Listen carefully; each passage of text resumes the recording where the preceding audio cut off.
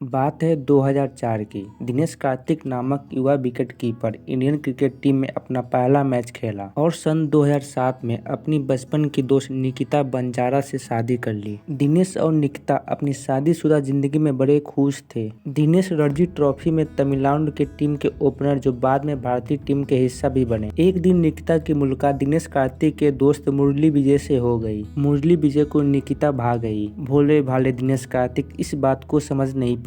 निकिता और मुरली के बीच की नजदीकियां बढ़ने लगी और कुछ ही समय के बाद दोनों का अफेयर शुरू हो गया। दोनों खुलकर मिलने लगे। दिनेश कार्तिक के अलावा पूरी तमिलनाडु की टीम जानती थी कि मुरली विजय अपने कप्तान दिनेश कार्तिक की पत्नी निकिता के साथ अफेयर चल रहा है। फिर आया वर्ष 2012 और निकिता प्रेग्नेंट हो गई, लेकिन तभी उसने धमाका करते हुए कहा, ये बच्चा मुरली विजय का है। दिनेश कार्तिक बिल्कुल टूट गए। उन्होंने निकिता से तलाक ले ली। तलाक के अगले ही दिन बाद निकिता ने मुरली विजय से शादी कर ली और लगभग 3 महीने के बाद उन्हें एक बच्चा हो गया। दिनेश कार्तिक डिप्रेशन में चले गए और मानसिक तौर पर बीमार होने लगे। वह अपनी पत्नी और दोस्त मुरली के इस धोखे को आसानी से भूल नहीं पा रहे थे। वे शराबी हो गए। सुबह से लेकर शाम तक शराब पीने लगे। बोले तो एकदम देवदास हो गए थे। उन्हें इंडियन टीम से बाहर कर दिया गया। तमिलनाडु की टीम की कप्तानी उनसे छीन ली गई और मुरली विजय को नायक कप्तान बना दिया गया। फेलियर का दौर यही नहीं थमा। उन्हें आईपीएल में भी टीम ने उन्हें नहीं खिलाया। उन्होंने जिम जाना भी छोड़ दिया। अंत में दिनेश इतना हताश हो गए कि आत्महत्या की बात करने लगे। तभी एक दिन जिम के ट्रेनर उनके घर पहुंचे। उन्होंने दिनेश कार्तिक की हालत बहुत बुरी देखी। उन्होंने कार्तिक को पकड़ा और सीधे जिम में लेकर आ गए। कार्तिक ने मना किया, लेकिन उनके ट्रेनर ने एक न सुनी। उसी जिम में भारतीय स्क्वैश की महिला चैंपियन दीपिका पल्लिकल भी आती थी।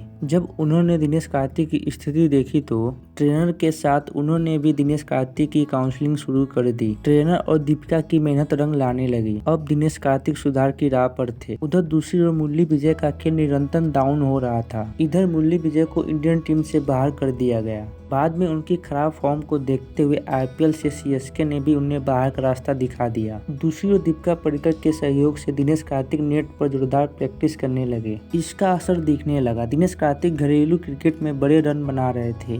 शीघ्र ही उन्हें आईपीएल में चुन लिया गया। केकेआर का कप्तान भी बना लिया गया। दीपिका पल्लिकल के बहुत ही नजदीक आ गए थे। उन्होंने दीपिका से शादी कर ली। क्रिकेट के उम्र के अनुसार अब वो बूढ़े हो चुके थे। भारतीय क्रिकेट टीम में अब ऋषभ पंत का एंट्री हो गया था। कार्तिक समझ गए कि उनका करियर समाप्त हो गया है। उन्होंने क्रिकेट से रिटायर होने का फैसला किया। इधर उनकी पत्नी दीपिका प्रेग्नेंट हो गई और उसने जुड़वा बच्चा का जन्म दिया। दीपिका और दिनेश दोनों ही करीब करीब खेल की दुनिया से बाहर चले गए थे। तभी दिनेश को सूचना मिली कि सीएसके की ओर से महेंद्र सिंह धोनी ने उन्हें विकेट कीपर के लिए चुना है। लेकिन 2022 का आईपीएल शुरू हुआ, लेकिन इस बार सीएसके की जगह आरसीबी ने उन्हें खरीद लिया था। दिनेश कार्तिक 2022 के आईपीएल में कमाल दिखाना शुरू किया। एक के बाद एक मैच जिताऊ पारियां खेली और उन्हें आईपीएल का सबसे बड़ा फिनिशर माने जाने लगा। 2022 के आईपीएल में उन्होंने 8 गेंदों पर 3 छक्कों की सहायता से 30 रन बना दिया। आज दिनेश कार्तिक भारतीय टी20 की टीम में आने के सबसे बड़े दावेदार बन गए हैं। क्या दिनेश कार्तिक को टी20 2022 के वर्ल्ड कप में उनका सिलेक्शन होना चाहिए? कमेंट सेक्शन में जरूर बताएं।